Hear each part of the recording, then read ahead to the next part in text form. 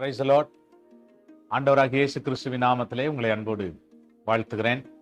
மீண்டும் ஒரு நல்ல நாளை கர்த்தர் நம்முடைய கரங்களிலே கொடுத்திருக்கிறார். இந்த நாள் நமக்கு ஒரு இனிதான நாளாய் அமையட்டும் என்று நான் உங்களை வாழ்த்தி, வேதத்திலே அப்போஸ்தலனாகிய பவுல் 2 தீமோத்தேயுவுக்கு எழுதின நிருபம் அதனுடைய 1ஆம் அதிகாரம் 8ஆம் வசனம் 7ஆம் வசனம், தேவன் நமக்கு பயமுள்ள ஆவியை கொடாமல் பலமும் அன்பும் தெளிந்த புத்தியும் உள்ள ஆவியை கொடுத்திருக்கிறார். தேவன் நமக்கு பயமுள்ள ஆவியை கொடுக்கிறதில்லை. பல விதத்திலே பயத்தோடு நின்று கொண்டிருக்கிறோம். நல்ல கவனிங்க, பயமுள்ள ஆவியை எப்போதுமே கொடுக்கிறது பிசாசு. அவன் தான் பயமுறுத்துவான். எதிர்காலத்தை குறித்து ஒரு பயம், மரணத்தை குறித்து ஒரு பயம், பிள்ளைகளை குறித்த ஒரு பயம், ஸ்தோத்திரம், வேலை குறித்த ஒரு பயம், பணத்தை குறித்த ஒரு பயம், ஒரு விதமான பயத்தை கொடுப்பான்.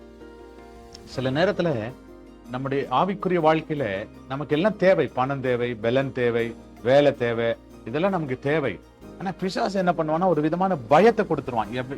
இது எல்லாம் இருந்தாலும் நீ சந்தோஷமா வாழ முடியாது, நீ மகிழ்ச்சியா வாழ முடியாது, நீ சுகமா வாழ முடியாது. பிசாசு இப்படி சொல்லி கொண்டிருப்பான்.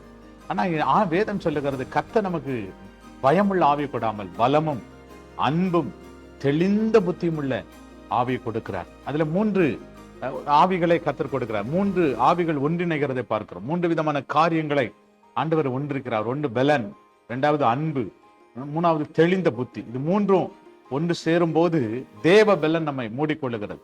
அதுல ஒரு பெரிய சமாதானம் உண்டாகிறது, அதுல ஒரு பெரிய ஆசீர்வாதம் உண்டாகிறது. ஆகவே ஒருவேளை பயத்தோடு குழப்பத்தோடு இருக்கிறீங்களா?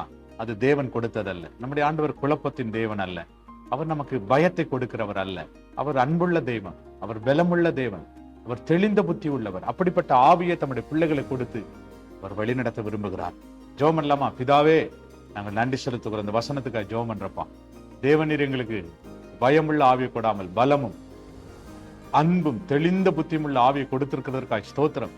அந்த ஆவியானுடைய நிறைவு, அந்த ஆவியானுடைய பிரசன்னம், அந்த ஆவியானுடைய வல்லமை ஒவ்வொருவர் மேலும் இறங்கி வரும்படி நான் ஜெபிக்கிறேன். ஆசீர்வாதம் கிருபையில் ஒப்புக் கொடுக்கிறோம். இயேசுவின் நாமத்தில் வேண்டிக் கொள்கிறோம் எங்கள் நல்ல பிதாவே. ஆமென், ஆமென். Praise the Lord. God bless you. கர்த்தர் உங்களை அப்படியே ஆசீர்வதிப்பார். ஆமென், ஆமென். Praise the Lord.